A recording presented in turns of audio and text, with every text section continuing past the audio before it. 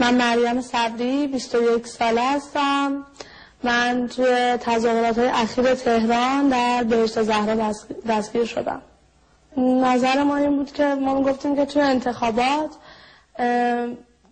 تقلب شده. نظر ما این بود که انتخابات درست اجرا نشده و بعد از اون نمیدونم به کجا منو بردم، به خاطر اینکه من چشام بسته بود، ولی از مدتی که منو سوار ون کردن تا تقریبا اونجایی که منو پیاده کردن فکر میکنم یک ساعتی من تو ون بودم، به خاطر اینکه پاهای من قشنگ خواب رفته بود و دیگه نمیتونستم رو پاهام بایستم.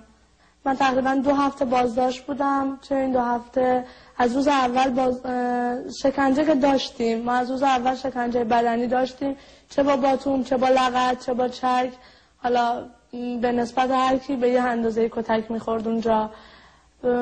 تقریبا 1-2 روزی رو فقط شکنجه بدنی شدیم، یعنی که حالا یا با باتوم ما رو میزدن یا بهمون ناسزا میگفتن و فحاشی بودش که روحمون رو عذاب بدن. میمدن میزدن به در سلول که بیاید بیرون، حکمای اعدامتون رو دادن، بعد اعدام شید، رأیتو میخواستی دیگه، بیا برو رأیتو بگیر ببینم موسوی پشتته یا کروبی، کی میتونه ازت حمایت کنه اینجا، برو ببین الان کجایی. میآوردن از سلول بیرون، سر پا نگه هم میداشتن، چند دقیقه چند ساعتی نمیدونم، وقتی میگذشت دوباره میبردنم تو، میگفتن که امروز نمیشه، یه روز دیگه. منو داخل یه جایی بردن، دستام بسته بود، چشامم بسته بود، به زور لباس منو در آوردن. هرچی التماس میکردم، هرچی گریه میکردم، هرچی داد زدم، اصلا هیچ فایده ای نداشت. یعنی انگار که نمیشنیدن، نمیدیدن گریه های منو، داد منو، التماس منو. و مورد آزار جنسی قرار گرفتم اونجا. چه اون مدت نمیدونم چقدر بود، ولی انقدر گریه کردم که دیگه واقعا به هوش نبودم، نمیدونستم داره چی میگذره، دیگه چیزی رو یادم نمیومد، به چیزی فکر نمیکردم، فقط گریه میکردم. بعد از اون دوباره بردنم توی سلول. تو سلول بودم تا اینکه دوباره نمیدونم چقدر گذشت، چون زمانی رو من نداشتم. دوباره آوردنم بیرون، دوباره همین کار، دوباره همین مدل.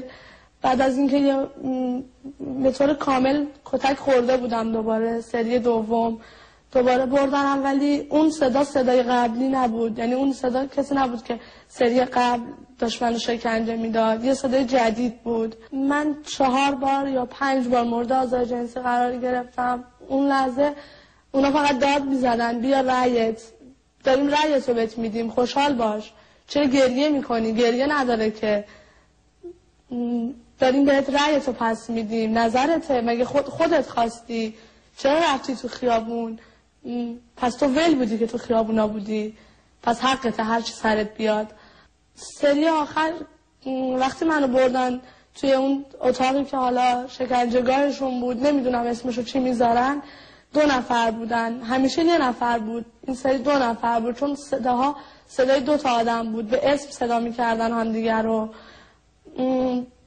خیلی بعد از اینکه کتک خوردم مجدد لباسم در بود، دیگه هیچ عکس العملی نداشتم، یعنی هیچ مقاومتی نمیکردم در مقابل این قضیه، چیزی نداشتم بگم، چون میدونستم حرف زدن من اون خوشحال میشه، بیشتر لذت میبره. بعد برگشت گفتش که به اون مأمور دیگه‌ای که اونجا بود، گفت برو بیرون. گفت نه نمیشه، به اسم صدا کرد که نه نمیشه. گفت نه برو بیرون، تو باید بری بیرون.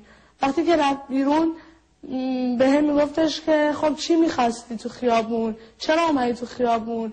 تا میخواستم حرف بزنم میگفت خفه شو، حرف بزن، فقط گوش کن. وقتی هم که چیزی نمیگفتم میزد، میگفت چرا حرف نمیزنی؟ حرف بزن. بعد چشمند منو باز کرد.